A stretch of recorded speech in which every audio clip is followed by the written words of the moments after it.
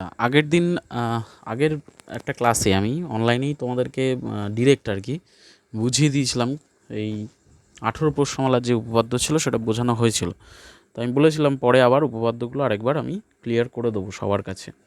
ত্রিকোণমিতি পোর্শন যেটা বুঝিয়েছিলাম সেটা তো তোমাদের আগেই ভিডিও করে বুঝিয়ে দিয়েছি, আর আজকে আমি উপপাদ্যটা বোঝাবো। তো পেজ নাম্বার 236-এ 236 পৃষ্ঠায় সদৃশকোণী ত্রিভুজ কাকে বলে সেটা দেখতে হবে। সদৃশকোণী ত্রিভুজ বলতে আমরা কি বুঝি? বলছে দেখো, দুটি ত্রিভুজের অনুরূপ কোণগুলির মান যদি সমান হয়, দুটি ত্রিভুজের অনুরূপ কোণগুলির মান যদি সমান হয় তাদেরকে বলা হয় সদৃশকোণী ত্রিভুজ। তাহলে দুটি ত্রিভুজ যদি সদৃশ হয় তার শর্ত কি? তার শর্ত হচ্ছে তাদের অনুরূপ বাহুগুলি পরস্পর সমানুপাতী হবে এবং ত্রিভুজদ্বয় সদৃশকোণী হবে। অর্থাৎ একটু যদি লক্ষ্য করো, এই দুটো ত্রিভুজের ক্ষেত্রে এই ত্রিভুজের এই কোণটার সঙ্গে এই কোণটা সমান, এই কোণটার সাথে এই কোণটা সমান, এই কোণটার সাথে এই কোণটা সমান, ঠিক আছে? তাহলে এই বাহুটার সাথে এই বাহুটার অনুপাত যা হবে, এই বাহুটার সাথে এই বাহুটার অনুপাতও তাই হবে, এবং এই বাহুটার সাথে এই বাহুটার অনুপাত তাই হবে। কথাটা বোঝাতে পারলাম? ক্লিয়ার হলো কথাটা? যাদের ক্লিয়ার হলো না তারা দেখো আবার, যদি কোণগুলো পরস্পর সমান হয়, এই কোণটার সাথে এই কোণটা সমান, এই কোণটার সাথে এই কোণটা সমান, এই কোণটার সাথে এই কোণটা সমান, তাহলে এই বাহুটার সঙ্গে এই বাহুটার অনুপাত যা হবে, এই বাহুটার সঙ্গে এই বাহুটার অনুপাতও তাই হবে, আর নিচের বাহুটার সঙ্গে নিচের বাহুটার অনুপাতও তাই হবে। আরেকভাবে যদি দেখা যায় এই ত্রিভুজটার ক্ষেত্রে, দেখো এখানে এটাও 90 ডিগ্রি, এটাও 90 ডিগ্রি, এই কোণটার মান যা এই দিকের কোণটারও এই দিকের কোণটারও মান তাই, এই দিকের কোণটার মান যা এই কোণটার মানও তাই। কারণ তোমাকে শর্তের মধ্যে বলেছে ত্রিভুজদ্বয় সদৃশকোণী। তাহলে তাদের বাহুগুলির অনুপাত দেখো, এই 6-এর সঙ্গে 3-এর অনুপাত কত হবে? 2:1। ঠিক তেমনি এর সঙ্গে এর অনুপাত দেখো 10:5 মানে 2:1ই হয়, আবার 8:4 মানে দেখো 2:1ই হয়। তার মানে বোঝাতে পারলাম যে দুটো শর্ত কী কী? সদৃশকোণী হতে গেলে তাদের অনুরূপ বাহুগুলি সমানুপাতী হবে এবং ত্রিভুজদ্বয়ও কী হবে? সদৃশকোণী হবে। তো গ্রিক গণিতজ্ঞ থ্যালেস সদৃশকোণী ত্রিভুজের সম্পর্কে একটি সত্য বলেছিলেন। সেই সত্যটি কি? সদৃশকোণী ত্রিভুজের অনুরূপ বাহুগুলি সমানুপাতী, যেটা আমি এক্ষুনি বললাম, যে এই বাহুটার সঙ্গে এই বাহুটার অনুপাত যা হবে, এই বাহুটার সঙ্গে এই বাহুটার অনুপাত তাই হবে, এই বাহুটার সঙ্গে এই বাহুটারও অনুপাত তাই হবে। অনেকে বিশ্বাস করেন যে তিনি একটি রেজাল্ট ব্যবহার করেছিলেন এবং তাকে বেসিক প্রপোর্শনালিটি উপপাদ্য বা থ্যালেসের উপপাদ্য বলা হয়। সেই উপপাদ্যটা কি দেখে নিই। বলেছে যে কোনো ত্রিভুজের কোনো বাহুর সমান্তরাল সরলরেখা অপর দুটি বাহুকে বা তাদের বর্ধিত বাহুকে সমানুপাতে বিভক্ত করে। মানেটা কি? যদি আমি এখানে ছোট্ট করে এঁকে দেখানোর চেষ্টা করি, এই একটা যদি ত্রিভুজ হয়, তাহলে ধরো ভূমির সঙ্গে সমান্তরাল যে আমি সরলরেখাটা টানলাম, সেটা এই বাহুটাকে যদি 2:3 অনুপাতে ভাগ করে, তাহলে এদিকেও 2:3 অনুপাতে ভাগ করবে, ঠিক আছে? আবার দেখো বলছি, যে কোনো ত্রিভুজের কোনো বাহুর সমান্তরাল সরলরেখা, এখানে ত্রিভুজের এই বাহুটার সমান্তরাল সরলরেখা অপর দুটো বাহু, এই বাহু এই বাহুকে কি করেছে? তাদের বর্ধিত বাহুকে, ঠিক আছে, বা তাদের বর্ধিত বাহুকে সমানুপাতে বিভক্ত করে। এখানে যে অনুপাত হবে এই অনুপাতটাও সেম হবে। ক্লিয়ার হলো আমার কথা? এটা হচ্ছে থ্যালেসের উপপাদ্য। এটাও অনেক সময় শর্ট কোয়েশ্চেনে দিয়ে দেয়। এবার আমরা উপপাদ্যতে চলে যাব। পেজ নাম্বার 255-তে এই উপপাদ্যটা আছে, উপপাদ্য 48। বলছে যে কোনো সমকোণী ত্রিভুজের সমকৌণিক বিন্দু থেকে অতিভুজের ওপর লম্ব অঙ্কন করলে ওই লম্বের উভয় পার্শ্বস্থিত ত্রিভুজদ্বয় সদৃশ্য এবং ওই ত্রিভুজগুলির প্রত্যেকে মূল ত্রিভুজের সঙ্গে সদৃশ্য হবে। কি বলতে চেয়েছে একটু দেখে নিই। এটা একটা সমকোণী ত্রিভুজ। জেনারেলি সমকোণী ত্রিভুজটা একটু উল্টে আঁকা হয়েছে। এখানে সমকোণ হচ্ছে এই কোণটা, মানে BAC, এটা হচ্ছে 90 ডিগ্রি, ঠিক আছে? তা সমকৌণিক বিন্দু থেকে, সমকৌণিক বিন্দু বলতে এ থেকে কি করা হয়েছে? অতিভুজ, মানে সমকোণের বিপরীত বাহুটাই তো অতিভুজ। এখানে সমকোণ যদি এ বিন্দুতে থাকে তার বিপরীত বাহু কি BC, এটাই অতিভুজ। তাই অতিভুজের ওপর লম্ব অঙ্কন করা হলো। তো এই লম্বটা কি করবে? লম্বটা অঙ্কন করার ফলে এই গোটা ত্রিভুজটা দুটো ত্রিভুজে ভাগ হয়ে গেল, একটা ABD আর একটা ADC। তো এই দুটো ত্রিভুজ পরস্পরের সঙ্গে সদৃশ্য হবে। একই সাথে বলা যেতে পারে প্রত্যেকে, মানে এই ত্রিভুজটা গোটা ত্রিভুজটার সঙ্গে সদৃশ্য, আর এই ত্রিভুজটাও গোটা ত্রিভুজটার সঙ্গে সদৃশ্য। আবার বলছি, প্রমাণ কি কি করতে হবে? তিনটে জিনিস প্রমাণ করতে হবে। নাম্বার 1, এরা নিজেরা পরস্পর সদৃশ্য। এই শুধু এই ত্রিভুজটা ত্রিভুজ এবিডি টোটাল এবিসি ত্রিভুজের সঙ্গে সদৃশ্য। ত্রিভুজ এডিসি টোটাল এবিসি ত্রিভুজের সঙ্গে সদৃশ্য। এই তিনটে প্রমাণ তোমাকে করতে হবে। তো প্রদত্ত কি বলেছে? এবিসি একটি সমকোণী ত্রিভুজ যার এ কোণ সমকোণ এবং সমকোণিক বিন্দু এ থেকে অতিভুজ বিসির ওপর এডি লম্ব অঙ্কন করা হলো, যেটা আমি আগেই বলে দিয়েছি এবং কি কি প্রমাণ করতে হবে সেটাও বলে দিলাম। প্রমাণে যাচ্ছি এবারে ডিরেক্ট। ত্রিভুজ ডিবিএ এই ত্রিভুজটা আর ত্রিভুজ এ বি সি মানে এই ত্রিভুজটাকে গোটা ত্রিভুজের সঙ্গে কি কি সম্পর্ক আছে বা কি কি সিমিলারিটি আছে সেটা দেখা হচ্ছে। লক্ষ্য করো, এখানে যদি আমি দেখি গোটা ত্রিভুজের ক্ষেত্রে বিএসি কোণটা, বিএসি এই কোণটা 90 ডিগ্রি, আর শুধু এই ত্রিভুজটার ক্ষেত্রে এই কোণটা 90 ডিগ্রি। কেন? কারণ তোমাকে প্রথমেই বলে দিয়েছে সমকৌণিক বিন্দু এ থেকে বিসির ওপর লম্ব অঙ্কন করা হয়েছে। তো লম্ব অঙ্কন করলে কি হবে? বোথ সাইডে মানে উভয় পাশে 90 ডিগ্রি করে কোণ হবে। তাহলে ছোট ত্রিভুজের এই কোণটা 90 ডিগ্রি, বড় ত্রিভুজের টোটাল কোণটা 90 ডিগ্রি। তাহলে বলতে পারি আমি বিএসি সমান সমান এডিবি বা বিডিএ। তাই এখানে লিখেছে দেখো, বিডিএ ইজুকাল টু বিএসি। তাহলে একটা সমান পেয়ে গেলাম, কারণ প্রত্যেকের মান 90 ডিগ্রি করে। আর কি? এবিডি সমান সমান সিবিএ। দেখো, এই ছোট ত্রিভুজটার এই কোণটা আর গোটা ত্রিভুজটায় বড় ত্রিভুজটার এই কোণটা সেম নয় কি? মানে ছোট ত্রিভুজটার ক্ষেত্রে যদি আমি বলি এবিডি, তাহলে বড় ত্রিভুজটার ক্ষেত্রে কি বলবো? এবিসি। তাহলে এই দুটো কোণ কি? দুটোর ক্ষেত্রেই কমন। নেক্সট, তার মানে কি গোটা ত্রিভুজটার সঙ্গে এই কোণটার সঙ্গে গোটা ত্রিভুজটার এই কোণটা সমান। তারপরে আবার এই কোণটা দুজনের ক্ষেত্রেই কমন। তাহলে এই ছোট ত্রিভুজটার যে বাকি কোণটা পড়ে আছে সেটা অবশ্যই করে গোটা ত্রিভুজটার এই কোণটার সঙ্গে সমান হবে। কেন? কারণ যদি দুটো ত্রিভুজের দুটো কোণ যদি সমান হয়ে যায়, তাহলে বাকি 3 নম্বর কোণটা অবশ্যই করে সমান হতে হবে। কেন? কারণ যে কোনো ত্রিভুজই আমি ধরি না কেন, তার 3টে কোণের সমষ্টি অলওয়েজ 180 ডিগ্রি।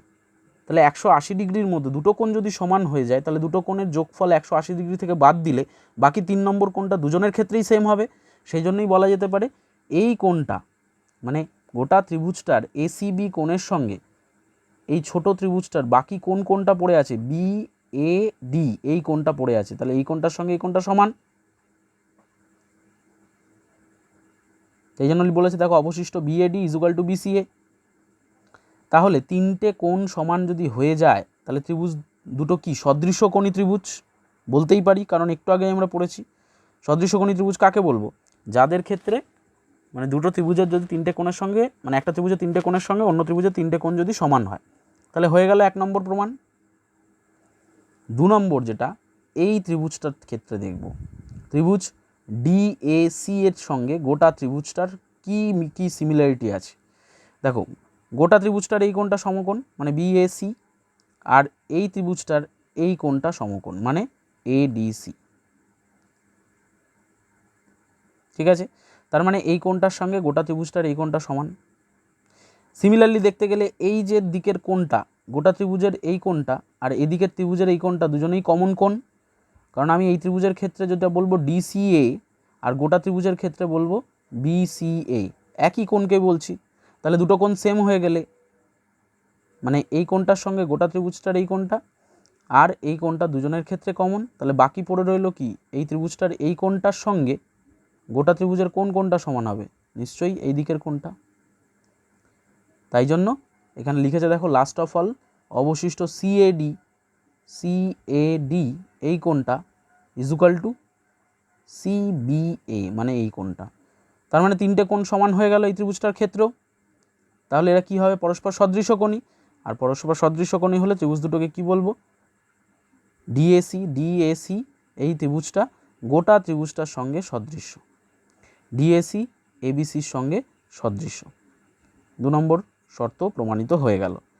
তার মানে এই ত্রিভুজটার সঙ্গে গোটা ত্রিভুজটা সদৃশ্য, আবার এই ত্রিভুজটার সঙ্গে গোটা ত্রিভুজটা সদৃশ্য। তাহলে এরা যদি প্রত্যেকে গোটা ত্রিভুজটার সঙ্গে সদৃশ্য হয় তাহলে এরা নিজেদের মধ্যেও সদৃশ্য হবে অবশ্যই করে, সেটাই লাস্টে বলেছে। দেখো ডিবিএ ও ত্রিভুজ এবিসি পরস্পর সদৃশ্য, আবার ডিএসি ত্রিভুজ এবিসির সঙ্গে পরস্পর সদৃশ্য, মানে গোটা ত্রিভুজের সঙ্গে এই দুটো আলাদা আলাদা ত্রিভুজ পরস্পর সদৃশ্য, তাহলে এরা নিজেদের মধ্যে অবশ্যই সদৃশ্য হবে। সিম্পল প্রমাণ। ঠিক আছে, হয়ে গেল। নেক্সট উপপাদ্যে যাচ্ছি আমরা। দেখো পিথাগোরাসের উপপাদ্য পেজ নাম্বার 284। এটাতে আমাদের প্রমাণ করার বিষয়টা হচ্ছে, দেখো এখানে নিচের দিকে লিখেছে অতিভুজ স্কোয়ার ইজুকাল টু ভূমি স্কোয়ার প্লাস লম্ব স্কোয়ার। মানে কি, দেখো এখানে প্রত্যেকটা কাঠি দৈর্ঘ্য যদি 1 একক হয় তাহলে প্রত্যেকটা কাঠিকে ধরে যদি এক একটা বর্গক্ষেত্র হয় তাহলে টোটাল তার ক্ষেত্রফল কত, 1 বর্গ একক।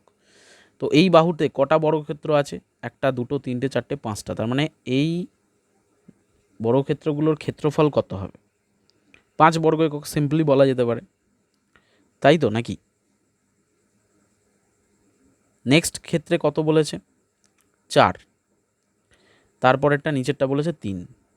তার মানে পিথাগোরাসের উপপাদ্যে আমাকে প্রমাণ করতে হবে অতিভুজকে বাহু ধরে যদি বর্গক্ষেত্র অঙ্কন করা হয়, লম্বকে বাহু ধরে যদি বর্গক্ষেত্র অঙ্কন করা হয়, আর ভূমিকে বাহু ধরে যদি বর্গক্ষেত্র অঙ্কন করা হয়, তাহলে লম্বকে বাহু ধরে যে বর্গক্ষেত্র অঙ্কন করা হয়েছে তার ক্ষেত্রফলের সঙ্গে ভূমিকে বাহু ধরে যে বর্গক্ষেত্র অঙ্কন করা হয়েছে তার ক্ষেত্রফলের সমষ্টি, মানে দুটো বর্গক্ষেত্রের ক্ষেত্রফলের সমষ্টি সমান সমান অতিভুজকে বাহু ধরে যে বর্গক্ষেত্র অঙ্কন করা হয়েছে তার ক্ষেত্রফলের সমষ্টির সঙ্গে সমান।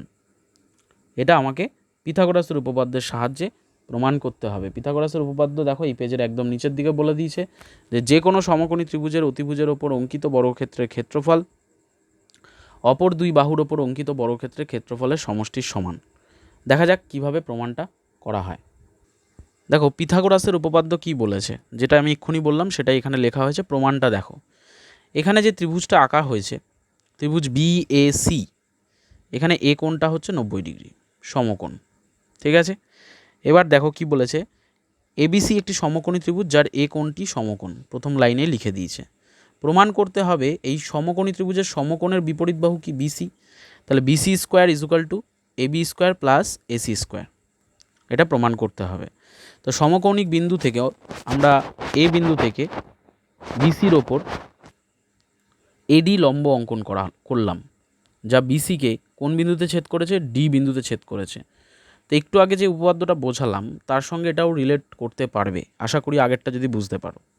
তাহলে কি হবে, সমকোণী ত্রিভুজ এ বি সি, সমকোণী ত্রিভুজ এ বি সি এর অতিভুজ বিসি এবং এডি হচ্ছে লম্ব।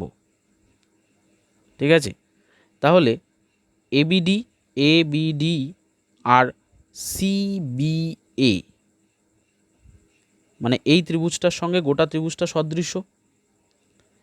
এর আগের উপপাদ্যটা এটাই প্রমাণ করেছি যে সমকোণী ত্রিভুজের সমকৌণিক বিন্দু থেকে যদি লম্ব অঙ্কন করা হয় তার ফলে যে দুটো ত্রিভুজ তৈরি হয় তারা পরস্পরের সঙ্গে সদৃশ্য, প্লাস তারা প্রত্যেকে মূল ত্রিভুজের সঙ্গেও সদৃশ্য হয়। তাহলে আমি এই ত্রিভুজটাকে গোটা ত্রিভুজের সঙ্গে যদি সদৃশ্য করি, তাহলে দুটো ত্রিভুজ যদি সদৃশ্যকোণী হয় তার ক্ষেত্রে শর্তটা কি, তার মানে দুটো শর্ত পড়েছিলাম সদৃশ্যকোণী ত্রিভুজের ক্ষেত্রে। শর্ত দুটো কি কি ছিল মেমোরাইজ করো, তাদের অনুরূপ বাহুগুলি সমানুপাতী হবে এবং ত্রিভুজদ্বয় সদৃশ্যকোণী হবে, তাদের অনুরূপ বাহুগুলি সমানুপাতী হবে। তাহলে এই ত্রিভুজটার সঙ্গে গোটা ত্রিভুজের যখন আমরা সদৃশ্যতা বলে দিয়েছি তখন কীভাবে সমানুপাতিগুলো লিখব দেখো, লক্ষ্য করে দেখো। ত্রিভুজ এবিডি, এই ত্রিভুজের ক্ষেত্রে অতিভুজ কোণটা এবি, এই ছোট ত্রিভুজের ক্ষেত্রে, কারণ এটা তো এখানে সমকোণ মানে 90 ডিগ্রি বিপরীত বাহু অতিভুজ, তার মানে এটা এবি হচ্ছে অতিভুজ। কিন্তু গোটা ত্রিভুজটার ক্ষেত্রে অতিভুজ কিন্তু বিসি, তাই না? তাহলে এই ত্রিভুজের অতিভুজের সঙ্গে গোটা ত্রিভুজের অতিভুজের অনুপাত কি হবে, AB by BC equal to এই ত্রিভুজের ক্ষেত্রে ভূমি কোণটা বিডি। ঠিক আছে, এই ত্রিভুজের ক্ষেত্রে ভূমি হচ্ছে বিডি আর এই গোটা ত্রিভুজটার ক্ষেত্রে ভূমি হচ্ছে এবি। ঠিক আছে, তার মানে বিডি বাই এবি।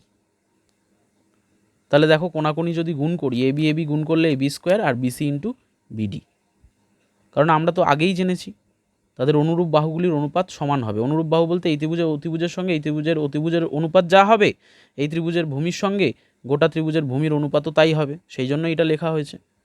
আবার অন্য দিক দিয়ে যখন এই ত্রিভুজটা মানে সি এ ডি, এই ত্রিভুজটার সঙ্গে গোটা ত্রিভুজটা যখন সদৃশ, তখন আমরা কি লিখতে পারি? এই ত্রিভুজটার ক্ষেত্রে অতিভুজ কোনটা? এসি, আর গোটা ত্রিভুজটার অতিভুজ কি? বিসি। তাহলে AC by BC equal to এই ত্রিভুজটার ভূমি কোনটা? ডিসি। যদি দেখি এটা ভূমি হচ্ছে ডিসি, তাহলে এই ত্রিভুজের সাপেক্ষে যদি দেখতে যাওয়া যায় এর ভূমি হচ্ছে এইটা। এটা মাথায় রাখতে হবে, মানে যে ত্রিভুজটাকে সঙ্গে গোটা ত্রিভুজটা সদৃশতা করছি তার সঙ্গে রিলেটেড বাহুটাকে আমাকে ভূমি হিসাবে ধরতে হবে। তুমি বলতেই পারো স্যার এখানে যে আপনি বললেন এটা বিডি, তাহলে এর ভূমি তো এটাও হতে পারতো না। যেহেতু এই ত্রিভুজের সঙ্গে আমি সদৃশতা প্রমাণ করেছি, তাই এই ত্রিভুজের ভূমির সঙ্গে গোটা ত্রিভুজের ভূমিটাকে কিন্তু এই ত্রিভুজের সঙ্গে রিলেট করতে হবে, মানে এই ত্রিভুজের মধ্যেই বাহুটা থাকবে, মানে এবি। ঠিক তেমনি যখন আমি এই ত্রিভুজটার সঙ্গে করছি তখন এটার ভূমি যদি হয় তাহলে গোটা ত্রিভুজটার ভূমিটাকে এইটা হিসাবে ধরতে হবে, এর সঙ্গে রিলেট করে। তাই ডিসি বাই এসি, তাহলে কোনাকুনি গুণ করলে কি হবে? এসি স্কোয়ার আর বিসি ইন্টু ডিসি। ঠিক আছে, এবার যদি আমি এবি স্কোয়ার আর এসি স্কোয়ার যেটা পেয়েছি সেটাকে যদি যোগ করি, তাহলে লেফট সাইডগুলো যদি যোগ করি তাহলে রাইট সাইডগুলো যোগ করতে হবে। রাইট সাইডগুলো যোগ করা হয়েছে, এবার দুটো থেকে কি কমন নিয়ে নেওয়া হয়েছে? বিসিকে কমন নিয়ে নেওয়া হয়েছে, দুটোর মধ্যেই বিসি আছে। তাহলে ব্র্যাকেটে পড়ে থাকে বিডি প্লাস ডিসি, আর বিডি প্লাস ডিসি মানেই হচ্ছে গোটা বাহুটা, বিসি বাহুটা। তার মানে বিসি ইন্টু এটার মানও হচ্ছে বিসি, তাই তো নাকি? তাহলে বিসি ইন্টু বিসি মানে বিসি স্কোয়ার, আর বিসি স্কোয়ার মানে পুরো অতিভুজের স্কোয়ার। তাহলে অতিভুজের স্কোয়ার ইজুকাল টু লম্ব স্কোয়ার প্লাস ভূমি স্কোয়ার, প্রমাণিত। এটাই তো প্রমাণ করার উদ্দেশ্য ছিল আমাদের। ক্লিয়ার? এবারে চলে যাবো পিথাগোরাসের বিপরীত উপপাদ্যে। পিথাগোরাসের বিপরীত উপপাদ্যে কি বলেছে দেখো, যে কোনো ত্রিভুজের একটি বাহুর ওপর অঙ্কিত বর্গক্ষেত্রের ক্ষেত্রফল অপর দুই বাহুর ওপর অঙ্কিত বর্গক্ষেত্রের ক্ষেত্রফলের সমষ্টির সমান হলে প্রথম বাহুর বিপরীত কোণটি সমকোণ হবে। মানে যে কোনো ত্রিভুজের একটি বাহুর ওপর অঙ্কিত বর্গক্ষেত্রের ক্ষেত্রফল অপর দুই বাহুর ওপর অঙ্কিত বর্গক্ষেত্রের ক্ষেত্রফল দ্বয়ের সমষ্টির সমান হলে, মানে অলরেডি তোমাকে বলছে কোনো সমকোণী কথা কিছু উল্লেখ করেনি, সমকোণী ত্রিভুজটা হবে সেটা তোমাকে প্রমাণ করতে হবে। কথাটা বোঝাতে পারছি কি বলতে চাইছি? তোমাকে খালি বলে দিয়েছে যে কোনো ত্রিভুজের একটা বাহুর ওপর যদি বর্গক্ষেত্রের আঁকা হয়, একটা বাহুকে যদি মানে ত্রিভুজের একটা বাহুকে ধরে যদি বর্গক্ষেত্র আঁকা হয়, তাহলে সেই বর্গক্ষেত্রের ক্ষেত্রফল যদি অন্য বাহু দুটোকে ধরে বর্গক্ষেত্র আঁকা হয় তাদের ক্ষেত্রফলের সমষ্টি হয়, তাহলে ত্রিভুজটি কি হবে? মানে যেটা প্রথম বাহু যেটা ধরা হয়েছিল, যার ক্ষেত্রফলের সঙ্গে অন্য দুটো বাহুর ক্ষেত্রফলের সমষ্টি সমান, সেই বাহুর বিপরীত কোণটা সমকোণ হবে। অর্থাৎ এই ছবির ক্ষেত্রে দেখলে এই বাহুকে ধরে যদি আমি বর্গক্ষেত্র অঙ্কন করি, তাহলে তার ক্ষেত্রফল যদি এই বাহুটাকে ধরে যদি আমি বর্গক্ষেত্র আঁকি এবং এই বাহুটাকে ধরে যদি বর্গক্ষেত্র আঁকি, এদের দুজনের ক্ষেত্রফলের সমষ্টি হয়, তাহলে প্রথম বাহুটা যেটাকে ধরে আমরা চলছি তার বিপরীত কোণ অর্থাৎ এই কোণটা কত হবে? সমকোণ, অর্থাৎ 90 ডিগ্রি হবে। তাহলে এখানে প্রমাণ করতে হবে কি, যেটা আমি এখানে বলছি দেখো, ত্রিভুজ এবিসি এর এবি বাহুর ওপর অঙ্কিত বর্গক্ষেত্রের ক্ষেত্রফল, এবি বাহুর ওপর অঙ্কিত বর্গক্ষেত্রের ক্ষেত্রফল বিসি ও এসি বাহুর ওপর অঙ্কিত বর্গক্ষেত্র দ্বয়ের ক্ষেত্রফলের সমষ্টির সমান হলে এই বাহু আর এই বাহুর ওপর বা এই বাহুকে ধরে যদি অঙ্কিত বর্গক্ষেত্রের ক্ষেত্রফলের সমষ্টি হয় দুটো বাহুর, তাহলে মানে কি AB square equal to AC square plus BC square. কেন স্কোয়ার করা হলো? কারণ বর্গক্ষেত্রের ক্ষেত্রফল হচ্ছে বাহুর দৈর্ঘ্য তার হোল স্কোয়ার। তাহলে এবি স্কোয়ার করলে কি এই বাহুটাকে ধরে যদি বর্গক্ষেত্র অঙ্কন করা হয় তাহলে তার ক্ষেত্রফল বেরোবে equal to AC square plus BC square. মানে এইকে ধরে যদি বর্গক্ষেত্র অঙ্কন করা হয় তাহলে তার ক্ষেত্রফল কী হবে? এসি হোল স্কোয়ার, আর এটা হবে বিসির হোল স্কোয়ার। দুটোর সমষ্টি সমান যদি হয়, তাহলে এখানে প্রথম বাহু কোণটা এবিকে ধরে করা হয়েছে, তাহলে তার বিপরীত কোণটা কী হবে? সমকোণ, অর্থাৎ 90 ডিগ্রি। এবারে অঙ্কনে কি বলছে? সিবি এর সমান করে এফই সরলরেখাংশ অঙ্কন করলাম। সিবি এর সমান করে এফই সরলরেখা অঙ্কন করা হলো, এর সমান করে, এই বাহুটা সমান করে। এবার এফই বাহুর ওপর এফ বিন্দুতে লম্ব অঙ্কন করলাম। অলরেডি আমি এইখানে বলেই দিচ্ছি যে অঙ্কনটা করেছি আমি, এটা কিন্তু লম্ব অঙ্কন করেছি, মানে অর্থাৎ EFDE বা DFE এটা কত ডিগ্রি কোণ? 90 ডিগ্রি কোণ। এবার এই যে লম্ব অঙ্কন করার সময় যে বাহুটা পেলাম, এই বাহুটা থেকে এসির সমান করে কেটে নিলাম।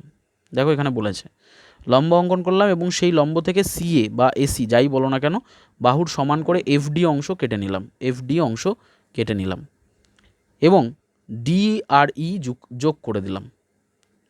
তার মানে আমি এই বাহুটা সমান করে কাটলাম এফই, আর এসি সমান করে ডিএফ কাটলাম এবং অলরেডি আমি এটা 90 ডিগ্রি কোণ করেছি এটা বলে দিলাম। তো দুটো যে ছেদ সেই দুটো ছেদকে যুক্ত করে দিলাম, মানে ডি আর ই বিন্দুকে যোগ করে দিলাম। এবারে প্রমাণ কি করতে হবে? AB square is equal to BC square plus AC square. তো বিসি সমান সমান কে? বিসি সমান সমান হচ্ছে ইএফ। আবার এসির সমান সমান কে? এসির সমান হচ্ছে ডিএফ। ঠিক আছে, কারণ অঙ্কানুসারে আমি অঙ্কনটা এভাবেই করেছি, ইএফ এর সঙ্গে বিসি সমান করে এঁকেছি এবং এসির সঙ্গে ডিএফ সমান করে এঁকেছি। ওকে, তাহলে EF square plus DF square is equal to D square বলতে পারি। কেন বলতে পারি? কারণ এটা যেহেতু 90 ডিগ্রি আর 90 ডিগ্রির বিপরীত বাহু অতিভুজ হয়, তা অতিভুজ স্কোয়ার ইজ ইকুয়াল টু লম্ব স্কোয়ার প্লাস ভূমি স্কোয়ার, তো আমি বলতেই পারি। তাই জন্য এখানে বলেছে EF square plus D F square is equal to D square, কারণ আমি যখন অঙ্কন করেছি তখন ডিএফই এই কোণটা 90 ডিগ্রি ধরেই করেছি, তাই নাকি? তাহলে সুতরাং AB is equal to D, এটা কেন বললো? সুতরাং AB is equal to D, কি মনে হয়? দেখো দুটো ত্রিভুজের ক্ষেত্রে এই বাহুটার সঙ্গে এই বাহুটাও সমান, আবার এই বাহুটার সঙ্গে এই বাহুটাও সমান, তাহলে অপর বাহুটা অবশ্যই সমান হবে, অপর বাহু দুটি অবশ্যই সমান হবে। সেই জন্য এখানে AB is equal to D লিখেছে। ঠিক আছে, এবি ইজ ইকুয়াল টু কী লিখেছে? ডি। তাহলে সুতরাং দুটো ত্রিভুজের ক্ষেত্রে কি কি মিল পাওয়া গেল? প্রত্যেকটা বাহুর সঙ্গে প্রত্যেকটা বাহু সমান প্রমাণিত হয়ে গেল। তাহলে যদি প্রত্যেকটা বাহুর সঙ্গে প্রত্যেকটা বাহু সমান হয়, অর্থাৎ এসির সঙ্গে ডিএফ সমান, বিসির সঙ্গে ইএফ সমান, আবার এবির সঙ্গে ডিই সমান, তাহলে ত্রিভুজ দুটো কী ত্রিভুজ হবে? এস এস এস শর্তানুসারে সর্বসম ত্রিভুজ হবে। তাহলে সর্বসম ত্রিভুজের ক্ষেত্রে এই কোণটা যদি 90 ডিগ্রি হয়, তাহলে এই কোণটাকেও আমি 90 ডিগ্রি বলতে পারি। তাই লাস্টে কি বলেছে? ACB is equal two DFE is equal two এক সমকোণ। তাহলে এসিবিও কি হচ্ছে? এক সমকোণ। এটাই তো আমার মূল প্রমাণ করার উদ্দেশ্য ছিল, যে এই কোণটা 90 ডিগ্রি। ঠিক আছে, এই হলো আমাদের পিথাগোরাসের বিপরীত উপপাদ্য। কমপ্লিট উপপাদ্য, যেগুলো আমি অনলাইন ক্লাসের মাধ্যমে বুঝিয়েছিলাম, যারা করতে পারোনি তারা বুঝে নিও। ক্লিয়ার সবার কাছে?